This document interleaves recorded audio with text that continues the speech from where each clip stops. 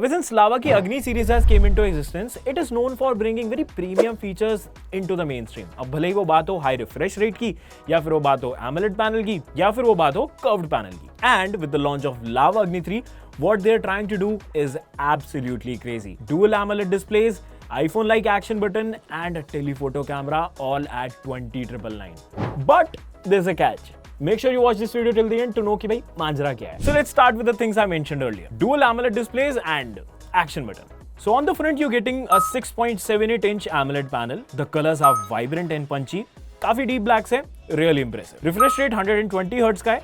And everything was smooth. हाँ, brightness can be a bit of a problem. 1200 nits of peak brightness पे ना direct sunlight थोड़ी सी problem हो सकती है, but हाँ, things are still manageable. But the treat is इसके rear की AMOLED display. Or as Lava likes to call it, Agni Insta Screen. This 1.74 inch का AMOLED panel can be very useful at times. आप इसको use कर सकते हो अपनी pictures click करने के लिए, वीडियोस बनाने के लिए, एंड अगर आप कंटेंट क्रिएटर हो तो आपको ये चीज काफी पसंद आने वाली है. It can even show you what media is being played, आपकी हेल्थ एक्टिविटी की rings. You even have a handy audio recorder, stopwatch, alarm और टाइमर वगैरह भी है. बट इसकी एक बहुत बड़ी दिक्कत है कि इसकी डिस्प्ले को डिटेल्स से परहेज है. अब ये डिटेल्स क्वालिटी वाइज नहीं है. इसका मतलब है कि आपको जो भी नोटिफिकेशन ये दिखाएगा ना, उस नोटिफिकेशन के साथ इंटरैक्ट करने के लिए वापस से आपको मेन डिस्प्ले पर आना पड़ेगा, जो अगर आप डे टू डे यूजेज में देखोगे ना तो काफी प्रॉब्लमैटिक सा है. मतलब अगर मुझे इसी डिस्प्ले पर अपनी नोटिफिकेशन के साथ इंटरैक्ट करना है तो इस डिस्प्ले पर नोटिफिकेशन दिखाने का मतलब ही क्या है. Coming to the action button, this thing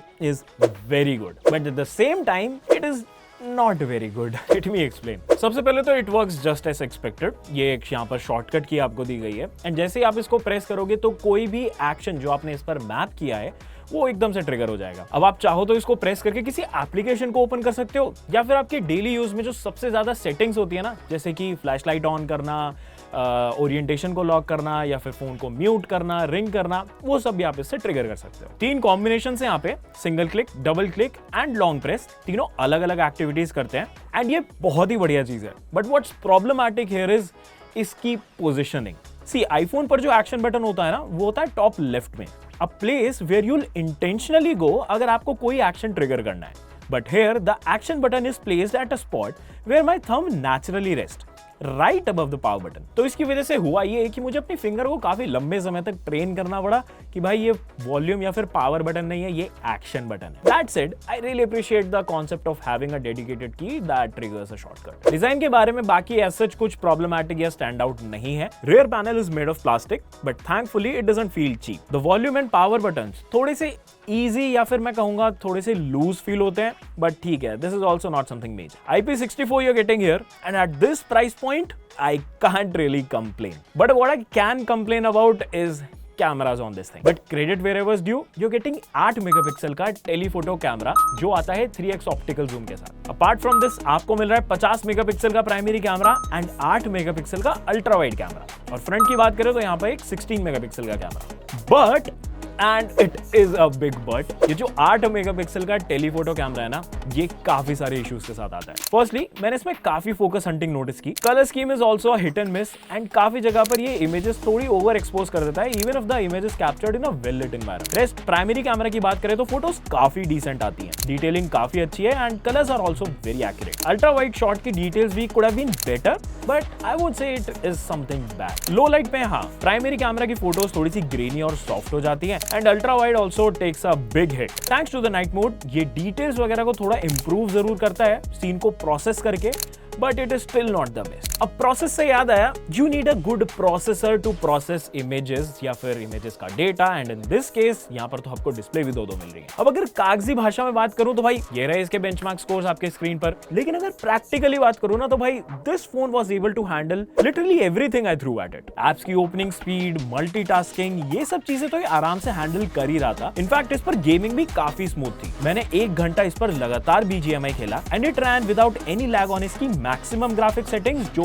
HDR graphics and ultra frame rates थे. परफॉर्मेंस वाइज नो दिक्कत इधर, सॉफ्टवेयर भी काफी अच्छे से ऑप्टिमाइज्ड है इसका, and as you can expect as such मैंने इसमें कोई सॉफ्टवेयर बग्स भी नोटिस नहीं की। अब सॉफ्टवेयर की बात हो ही रही है तो इट रन्स ऑन एंड्रॉइड 14 जो आता है बिना किसी ब्लोटवेयर के साथ। प्लस लावा ने ये भी प्रॉमिस किया है कि इस फोन को 3 साल के मेजर ओएस अपडेट्स भी मिलेंगे और 4 साल के सिक्योरिटी पैचेस भी मिलेंगे। तो भाई लॉन्ग टर्म का घोड़ा तो ये है। अब बैटरी लाइफ की बात करें तो आता है 5000 mAh की बैटरी के साथ, जो आपका अगर रेगुलर यूजेज है, बेसिक यूजेज है तो आराम से 1.5 दिन चल जाएगा। लेकिन अगर आपका मेरे जैसा यूजेज है कि भाई पता नहीं कितनी सारी एप्लीकेशन बैकग्राउंड में ओपन है और इसके अलावा इंस्टाग्राम पर रिफ्रेशिंग चल रही है, स्क्रोलिंग चल रही है और ट्विटर भी चल रहा है इधर उधर, तो भाई शायद आपको हो सकता है शाम में आकर के एक बार फोन को चार्ज करना पड़े। चार्जिंग की बात करें तो ये डिपार्टमेंट बड़ा अटपटा सा है क्योंकि इसमें आपको मिलता है साथ में 65 वॉट्स का चार्जिंग अडेप्टर, और ये 65 वॉट चार्जिंग अडेप्टर आपके फोन को लगभग 50 से 55 मिनट में फुली चार्ज कर देगा। लेकिन ये अडेप्टर आपको तभी मिलेगा अगर आप इसके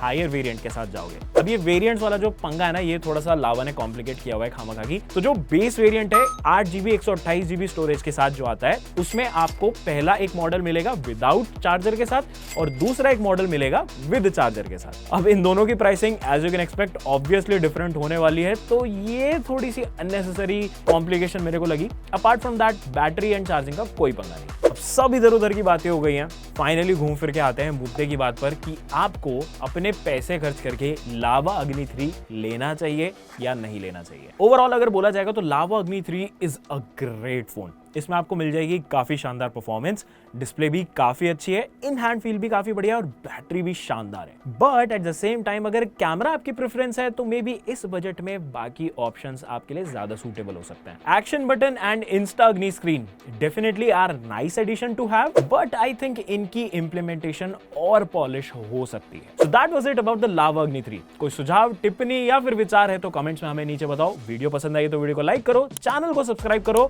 शेयर करो अपने उस दोस्त के साथ जो फोन खरीदने का सोच रहा है। मेरा नाम है यश, मिलता हूं आपसे अगली वीडियो में। Till then take care, bye bye.